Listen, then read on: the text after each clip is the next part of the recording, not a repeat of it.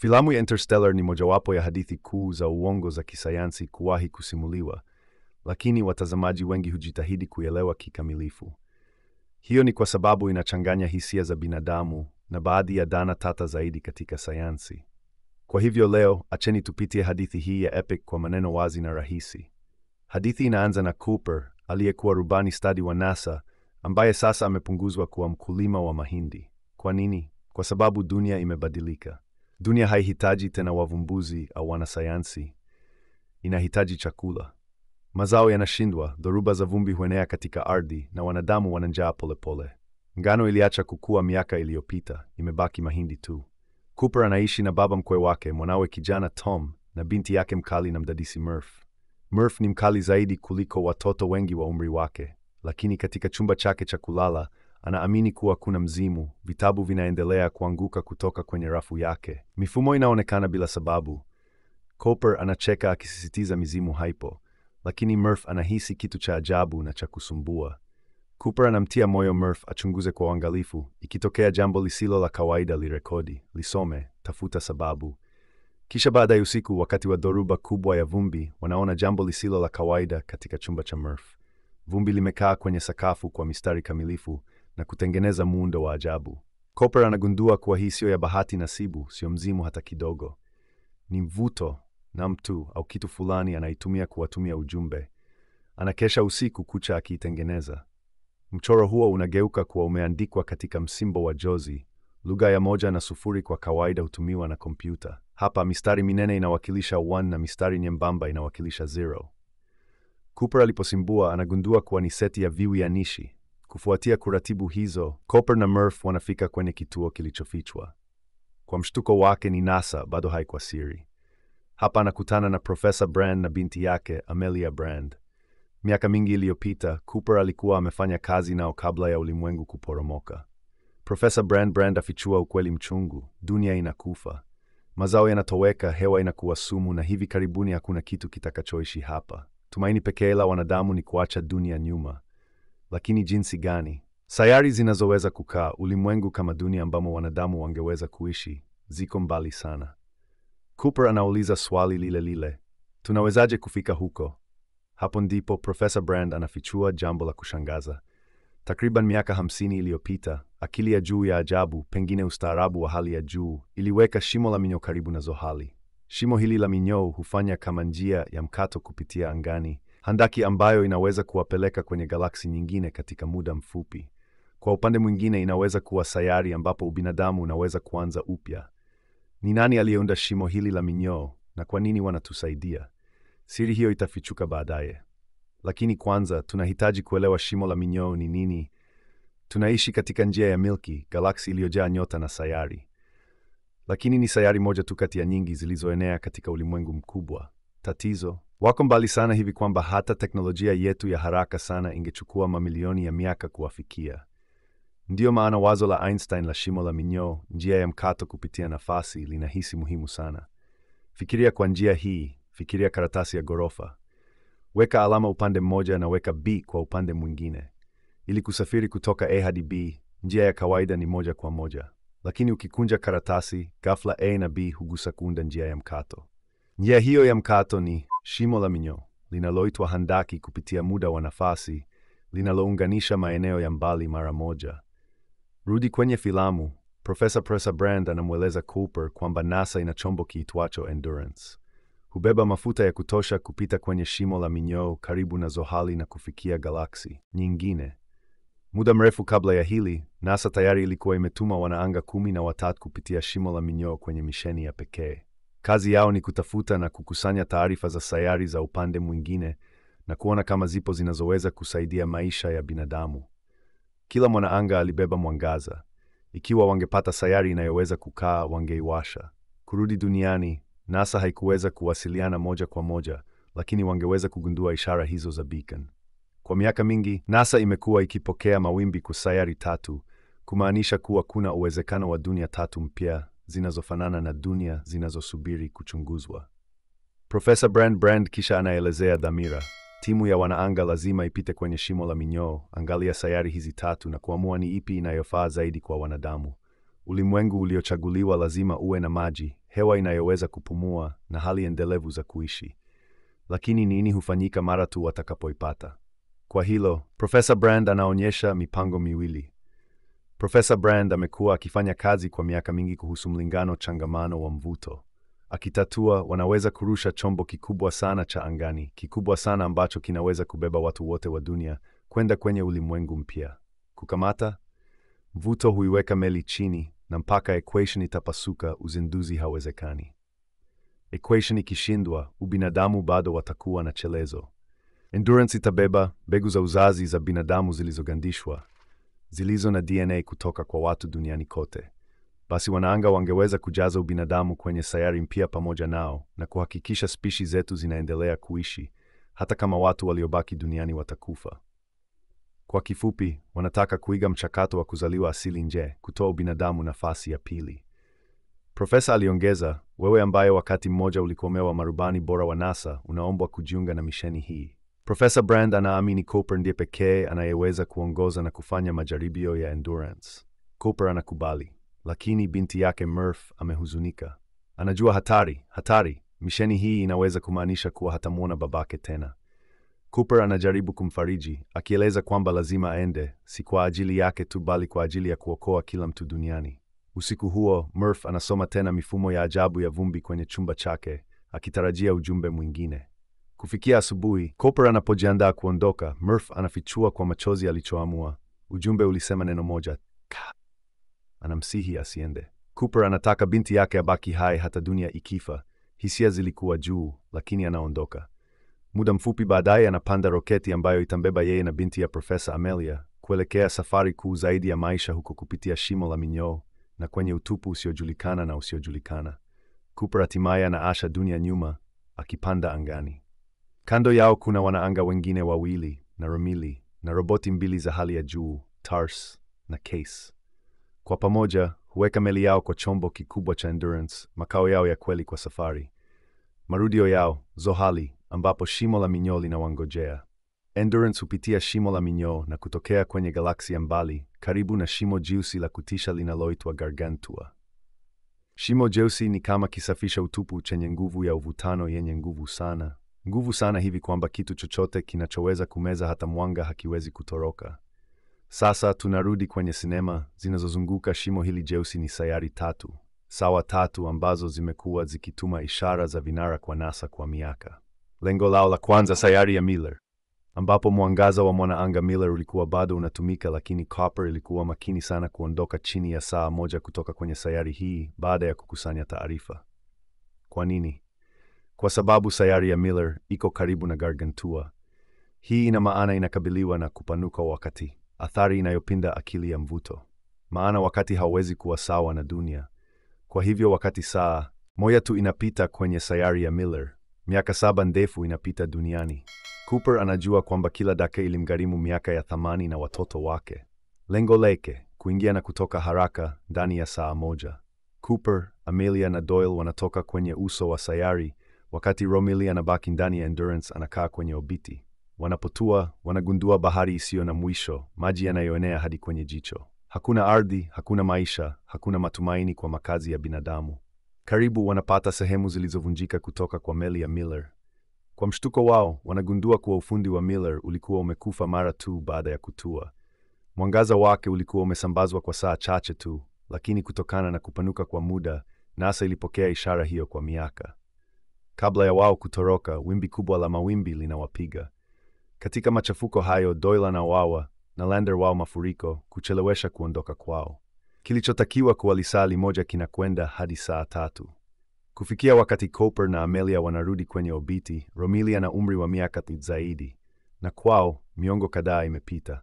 Romilly anawaambia alidhani wangefia huko. Alitumia miaka hiyo kusubiri, kusoma na kutazama mtiririko usio na mwisho wa ujumbe kutoka duniani. Hatimaye Cooper anazitazama, na wakati huo ni wa kuhuzunisha moyo. Watoto wake wamekuwa. Mwanawe Tom ni mkulima na ameoa na watoto wake mwenyewe. Binti yake Murph, ambaye sasa ana umri sawa na Cooper, amekuwa mwanasayansi mahiri akifanya kazi na Profesa Brand kwenye mradi huo. Lakini Murph ana hasira, anahisi kuachwa, kusalitiwa. Cooper alikuwa ameahidi kurudi, lakini miongo kadhaa imepita.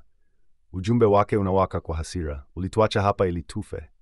Kurudi kwenye Endurance, hali inakuwa mbaya zaidi. Mafuta mengi yamechomwa hivi kwamba sasa wanaweza kuchunguza sayari moja zaidi. Baada ya mjadala mzito, watatu kati yao wanaamua kumtembelea kwa sayari ya Men. Men alikuwa mmoja wa wanaanga wanaoheshimika zaidi wa NASA, na sayari yake iko mbali zaidi na shimo jeusi salama kutokana na upanuzi wa wakati. Wanatua na kumpata Man katika chumba cha usingizi mzito, ganda la siku zijazo ambalo huhifadhi maisha kwa miongo kadhaa. Akiwa ameamshwa, Men anawaambia kuwa sayari ni kali lakini bado inaweza kukaliwa. Maneno yake yanazua matumaini kwa wafanyakazi. Lakini basi, kutoka duniani, ujumbe mwingine wa kutisha kutoka kwa Murph unafika. Anafichua kuwa Profesa Brand alikiri kabla ya kifo chake. Mpango au ulikuwa uongo. Kubeba watu wote duniani katika vyombo vya anga. Ilihitaji data ya quantum kutoka ndani ya shimo jeusi, jambo ambalo hakuna mtu angeweza kupata na haliwezekani hata kidogo. Inayomaanisha kuwa watu wa dunia hawakusudiwa kuokolewa.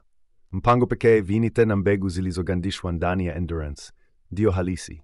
Kuishi kwa wanadamu hakutegemei kuokoa wale walioachwa nyuma, lakini ni mwanzo mpya kutoka kwa ulimwengu mwingine. Murph akiwa amevunjika moyo anamlaumu babake kwa kuacha wafe. Bado anakataa kukata tamaa. Anaitupa katika kazi isiyowezekana ya kutatua equation, akitafuta sana njia ya kuokoa dunia. Cooper alivunjika moyo. Aliamua kurudi bila kujali hatari. Romilly alimhimiza, ukizunguka karibu na shimo jeusi, unaweza kutumia mvuto wake kama kombeo. Tuma TARS ndani, mwache akusanye data ya uvutano. Huo ndio ufunguo wa kusuluhisha milinganyo tena duniani. Isitoshe, mafuta ni mafupi. Kombeo itatupa kasi tunayohitaji. Ilikuwa hatari, iwezekanavyo kama walivyokaribia shimo jeusi, wakati mwingi ungepita duniani. Cooper hangeweza kustahimili wazo hilo. Alitaka kuwaona watoto wake wakiwa hai tena. Bado ndani kabisa, bado ana matumaini. Ikiwa angeweza kurudi na data, labda mpango bado unaweza kufanya kazi kubeba idadi ya watu wote. Wakati wa kupanga, waliona kitu cha ajabu. Roboti ya Men, Kip, ilivunjwa. Cooper aliuliza kwa nini. Men alidai kwa utulivu kwamba mashine ilikuwa na hitilafu, ikituma usomaji wa uongo, kwa hivyo akaifunga. Walimwamini, lakini punde walipochunguza sayari hiyo, ukweli ulijitokeza. Men alikuwa amesema uongo, data yake ilikuwa fake. Ulimwengu huu haukuweza kukaa kamwe. Alikuwa amewadanganya wote, akitamani sana kumwokoa. Ugunduzi huo ulizua ghadhabu. Men aligeuka kuwa mkali, akijaribu kumuua Cooper. Katika machafuko hayo, Romilly aliuawa. Men alikimbia kutoroka katika lander yake mbio kuelekea Endurance. Alihitaji meli kamili ikiwa angetarajia kunusurika safari ya kurudi nyumbani. Amelia na Cooper walimfuata, lakini Men alifikia Endurance kwanza. Akiwa amekata tamaa ya kupanda kizimbani, alikosa hesabu. Jaribio liishia kwa mlipuko mkali na kumuua papo hapo na kumwacha Endurance akiwa kilema, akizunguka kudhibitiwa. Cooper hakukata tamaa. Kwa namna fulani aliweza kuunganisha meli, ingawa kila kitu kilikuwa kikienda vibaya. Alijitahidi kuiweka meli sawa huku ikisogea karibu na shimo jeusi. Lakini ilikuwa ni kuchelewa mno. Endurance alikuwa tayari ameshaingia gizani. Mpango ulipotea. Tumaini pekee la Cooper lilikuwa mpango B, kuhakikisha uhai wa binadamu kwenye sayari ya Edmonds, sayari ya tatu ambapo mwangaza bado uliashiria uhai. Ili kuifikia, alihesabu uamuzi wa kuthubutu kwa kutumia mvuto wa shimo jeusi kupiga kombeo Endurance mbele. Lakini kulikuwa na tatizo, meli ilikuwa nzito sana. Bila kusita, Cooper alimzuia mpangaji wake, akichukua TARS pamoja naye. Amelia, ambaye sasa yuko peke yake kwenye Endurance, angepeleka mpango B mbele. Angefikia sayari ya Edmonds na kuhifadhi mustakabali wa wanadamu. Endurance alipokimbia, Cooper na TARS walivutwa kwenye mshiko wa shimo jeusi. Sayansi inasema hakuna kinachoepuka mahali kama vile, kila kitu kimesambaratika. Kwanza, Cooper alitoa TARS na kutuma roboti kuchukua data muhimu ya mvuto. Kisha Cooper basi mwenyewe kuanguka zaidi. Kukubali hatima yake, kila kitu kiliingia giza, na alikuwa na uhakika kuwa yote yalikuwa yamekwisha. Lakini badala ya kufa, Cooper alijikuta ndani ya muundo wa ajabu. Sasa kwa maneno rahisi, Tesseract ni aina ya mchemraba ndani ya mchemraba mwingine, na pembe zote zimeunganishwa. Tunapojaribu kuchora kwenye karatasi ya 3D. Lakini kwa kweli, iko katika nafasi ambayo hatuwezi kuiona kikamilifu.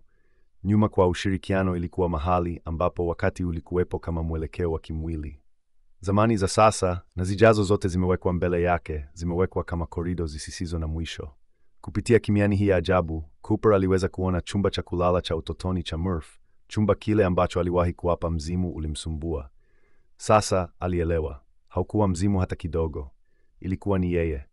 Saa nyingi za nyakati za chumba hicho zilifunuliwa Murph kama mtoto, Murph kama mwanamke mtu mzima, nyakati alizoishi na dakika zijazo.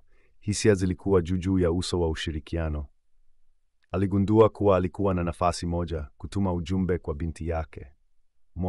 Mwongoze, lakini jinsi gani? Kisha akafikia suluhisho. Tofauti na mwanga au sauti, mvuto unaweza kuvuka vipimo. Akitumia Cooper aligonga vitabu kwenye rafu ya Murph. Huo ndio ulikuwa mwanzo wa sinema. Mzimu ambaye alikuwa amemwamini. Kwa dhoruba ya vumbi ambayo mara moja ilisafisha chumba chake, alipinda tena nguvu ya uvutano, akiacha viwianishi vya msingi fiche wa NASA. Haikuwa mzimu. Alikuwa baba yake, akifikia wakati. Lakini sasa ilikuja hatua muhimu zaidi. TARS wakiwa bado pamoja naye, walikuwa wamenasa data ya quantum kutoka ndani ya shimo jeusi. Data yenye uwezo wa kutosha kukamilisha mlingano ambao haujatatuliwa wa Profesa Brand. Kwa hiyo mpango ungeweza kufanya kazi, uhamisho wa dunia. Sasa Cooper akasogea na kuvuka kimiani zaidi. Katika ratiba ya siku zijazo alimwona tena mzee Sasa, mwanasayansi huko NASA. Mkononi mwake alikuwa na saa ya mkononi aliyompa akiwa mtoto. Hilo lilikuwa daraja lake. Kwa mvuto alidhibiti mkono wa pili wa saa, akiweka alama kwenye data katika msimbo wa binary. Murph aliona. Alitazama saa kwanza, alishangaa, kisha kitu cha kushangaza. Kutambua kwamba baba yake alikuwa akizungumza naye kwa muda. Alivunja msimbo, akasuluhisha equation na maisha ya wanadamu yakawezekana. Vituo vikubwa vya anga viliinua watu wa dunia kwenye obiti, kutimiza ndoto ya mpango wa. Nina hakika bado inachanganya, acha ifunike sehemu ya nadharia hadi mwisho wa video. Uhamisho ulipokamilika, kipimo cha majaribio kiliporomoka. Cooper alipoteza fahamu. Hatuoni vizuri, lakini meli yake ilikuwa ikielea karibu na Saturn. Na tumeona ushirikiano sasa kuokolewa na wanaanga. Cooper aliamka ndani ya makazi kubwa orbital. Ubinadamu haukuwa tu umeokoka, ulikuwa umeshamiri. Nguvu ya uvutano ya bandia iliweka maisha kuwa thabiti, na jamii nzima zilielea kati ya nyota. Jina la kituo hicho lilimshangaza. Mwanzoni alifikiri ni kwa ajili yake, lakini hapana, iliitwa baada ya Murph, mwokozi halisi wa wanadamu. Hatimaye alipoungana naye tena, alimkuta Murph akiwa mzee sana, akiwa amelala kwenye kitanda chake cha hospitali kwenye pumzi yake ya mwisho. Msichana mdogo ambaye aliwahi kuahidi kurudi sasa, alikuwa mwanamke mwishoni mwa maisha yake. Kulingana na kalenda ya dunia, Cooper alikuwa na umri wa miaka 25, lakini kwa ajili yake, miaka michache tu ilipita. Hatimaye alipokutana tena na Murph, alimtazama baba yake kwa upendo. Alimwambia kwamba yeye si wa huko tena, na alikuwa ameishi maisha yake. Murph alimsihi aende kutafuta mahali pake mahali pengine, kwa sababu wakati wake ulikuwa umekwisha. Akiwa ameumia moyoni lakini akimsikiliza, Cooper aliamua kuheshimu maneno yake. Alijitayarisha kusafiri hadi kwenye sayari ya mbali ambako Amelia Profesa Brand alikuwa ameenda, akifuata Plan B. Filamu kisha ikahamia kwa Amelia. Anatua kwa mafanikio kwenye ulimwengu wa kigeni. Mandhari ni mbaya, lakini ya kuahidi, inaweza kukaa tayari kwa mwanzo mpya. Anaweka kambi, akijua dhamira yake ni kupanda maisha na kuwapa ubinadamu nafasi nyingine kati ya nyota. Hadithi hiyo inatuacha tukijiuliza, je, Cooper atampata? Je, wataungana tena? Jibu bado halijaelezewa, limeachwa kwa watazamaji kufikiria. Lakini siri ya kina iko mahali pengine. Hebu tuchukue sehemu ya nadharia kama ilivyoahidiwa hapo awali. Cooper alipata wapi data ya equation? Mlinganyo wa Profesa Brand wa kuzindua vituo vikubwa vya anga kutoka duniani kuokoa ubinadamu haukukamilika kwa sababu mlinganyo wa mvuto unahitaji. Ili kutatua hili, wanasayansi walihitaji data ya mvuto wa quantum kutoka ndani ya shimo jeusi, kitu kisichowezekana kukusanya isipokuwa mtu aliingia ndani. Cooper na TARS roboti walipoanguka kwenye Gargantua Cooper nyeusi, badala yake aliishia kwenye Tesseract, nafasi ya fifth dimensional iliyoundwa na wanadamu wa baadaye. Hapa wakati wenyewe ulikuwepo kama mwelekeo wa kimwili. Cooper aliweza kuona chumba cha binti yake kwa nyakati tofauti hapo awali, na TARS iliweza kurekodi data kutoka kwa umoja wake. Sasa swali lingine, jinsi Cooper alivyotuma equation au data hizo kwa Murph. Katika mtihani huo, Cooper aligundua kuwa mzimu haukuwa chochote ila yeye mwenyewe kutoka siku zijazo, kama Murph alivyoona katika chumba chake cha utoto, lakini mvuto ukiwa ndio nguvu pekee inayoweza kuvuka vipimo, aliitumia kutuma ujumbe. Kwanza, aligonga vitabu na vumbi kuunda viwianishi vilivyoonyeshwa mapema kwenye sinema. Lakini hatimaye alisimba data ya quantum kutoka TARS kwenye mkono wa pili wa saa ya Murph akitumia msimbo wa Morse kama tiki fupi na kupe ndefu. Sasa yeye ni mtu mzima na akawa mwanasayansi, akatambua muundo kwenye saa yake ya utotoni, akasimbua data na akakamilisha mlingano wa Brand. Hii inaruhusu kudhibiti mvuto kwa kiwango kikubwa na kuzindua vituo vikubwa vya anga kutoka duniani, kuokoa ubinadamu mpango A. Sasa maswali machache zaidi. Ni nani aliyekuwa akiongoza ubinadamu siku zote? Ni nani aliyeweka shimo la minyoo karibu na Zohali akiwapa wanadamu daraja kwa galaksi za mbali? Ni nani aliyeunda Tesseract akimruhusu Cooper kutuma data ya quantum kwa Murph? Jibu ni kubwa, hawakuwa wageni hata kidogo. Walikuwa wanadamu wa siku zijazo, ustaarabu wa hali ya juu ambao ulikuwa umepita wakati na vipimo. Walikuwa wamebobea kutengeneza dhana za wakati na vipimo, lakini bado kuna kitendawili. Ikiwa ubinadamu haungeokoka hapo awali, ustaarabu kama huo wa siku zijazo ungewezaje kwako ili kuwaokoa? Filamu haisuluhishi swali hili. Inayacha ikining'inia kama kitendawili cha ulimwengu wazi litutafakari. Lakini subiri, nini kilitokea mtoto wa Tom? Baadaye katika filamu, mtu mzima Murph anaenda kumuona kaka yake. Anatambua kuwa mtoto wa Tom, Jesse, anakufa kutokana na matatizo ya mapafu kutokana na vumbi. Anamsihi Tom aondoke shambani na kuja naye, lakini Tom anakataa kwa hasira akisema hatayacha shamba lake. Filamu hiyo haionyeshi Tom baada ya hili, lakini inadokezwa kuwa ingawa Murph mwanasayansi wa kina na kuokoa ubinadamu na mlingano uliotatuliwa, maisha ya zamani ya Tom yalipotea. Anawakilisha watu ambao walipinga mabadiliko na hawakuweza kuacha dunia. Lakini kwa njia nyingine, sinema ya Interstellar inaisha kwa matumaini. Dunia ilikuwa inakufa, lakini upendo wa baba kwa binti yake ulisaidia kuokoa kila mtu. Filamu hiyo inatuonyesha kwamba upendo una nguvu, hata una nguvu zaidi kuliko wakati na nafasi. Asante kwa kutazama, na natumai umefurahia hii. Tuonane kwenye video inayofuata ya kupendeza. Hadi wakati huo, tunze na tunakutakia kila la kheri, lakini usisahau kulike na kusubscribe.